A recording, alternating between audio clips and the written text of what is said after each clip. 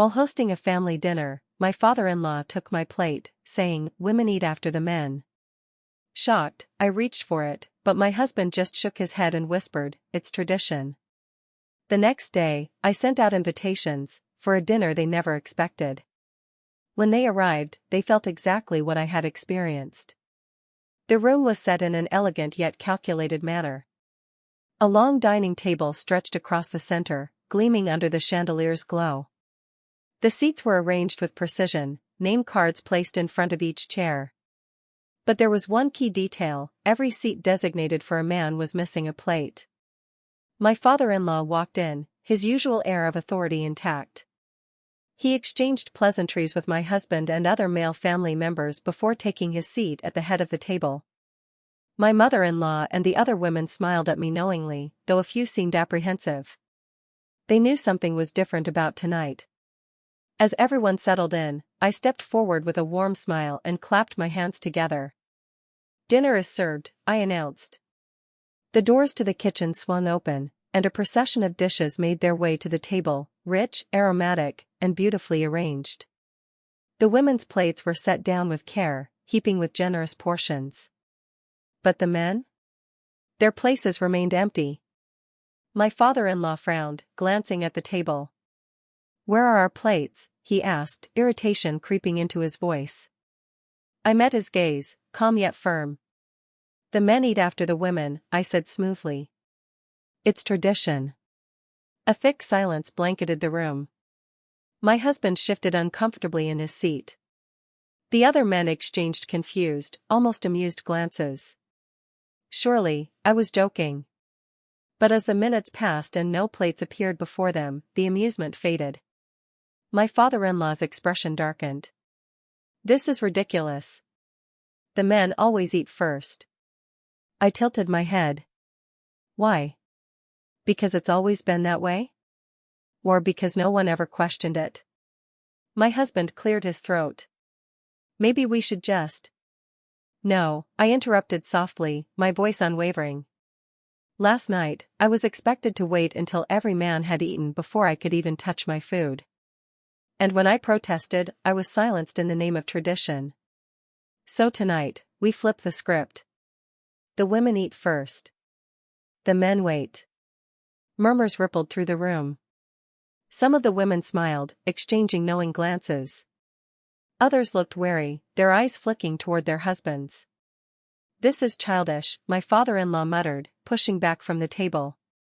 "You're making a spectacle of yourself." "Am I? Or am I showing you what it feels like to be dismissed at your own dinner table?" My voice was steady, but inside, my heart pounded. I met his gaze without flinching. "You've had your way for generations. One night of change won't kill you." The tension was suffocating. The men were unused to being denied, and it showed. But then, my mother-in-law, a woman who had spent decades abiding by these unspoken rules, picked up her fork and took a deliberate bite. Then another. The other women hesitated before following her lead. Laughter bubbled up from the far end of the table as someone whispered, "This tastes even better when you're not the last to eat." The men sat in restless silence, hunger gnawing at their patience. My husband shifted beside me, his eyes flickering with something unreadable. Was it discomfort? Understanding? Both? As the evening stretched on, the men fidgeted, watching as their wives, sisters, and daughters enjoyed their meal at a leisurely pace. Some looked away, embarrassed. Others, my father-in-law included, stewed in quiet resentment. But the message was clear. Tradition should never come at the cost of respect. And that night, they learned exactly how it felt to be on the other side. As the evening wound down, the men were finally served, their portions generous but their egos clearly bruised. My father-in-law ate in silence, his jaw tight. My husband picked at his food, lost in thought.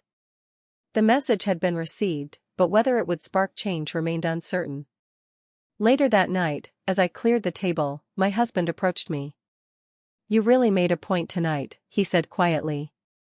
His tone wasn't accusatory, but contemplative. I set down a dish and met his gaze. "Did you understand it?" He exhaled, rubbing the back of his neck. Yeah. I think I did. Good, I said simply. Because respect shouldn't be dictated by tradition. It should be mutual. Days passed, and the incident remained the talk of the family. Some of the men dismissed it as a petty stunt. Others, surprisingly, admitted they had never considered how it felt to always wait, always be secondary. My mother-in-law, for the first time in her life, openly questioned the role she had been assigned for decades. A shift had begun. A small one, perhaps. But a shift nonetheless. And sometimes, that's all it takes to change everything. The next family gathering was different. There was no grand speech, no battle of tradition versus progress. But the moment dinner was served, my father-in-law hesitated before reaching for his plate. His eyes darted toward mine, and in that silent moment, he understood. He waited. It wasn't a surrender. It wasn't even a grand gesture. It was an acknowledgement. A crack in the foundation of an outdated norm. That night, for the first time, we ate together, men and women, side by side, as equals. And that, more than anything, was the victory I had hoped for. Months passed, and while my father-in-law never openly acknowledged that night, subtle changes crept into our family dynamics. The women spoke up more during conversations, their opinions no longer dismissed as mere background noise.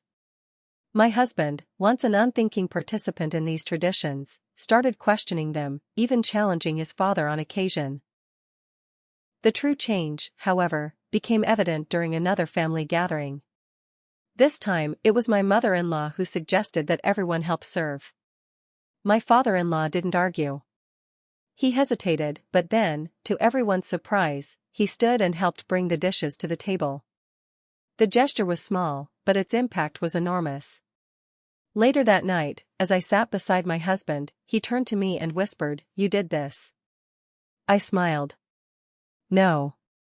We did."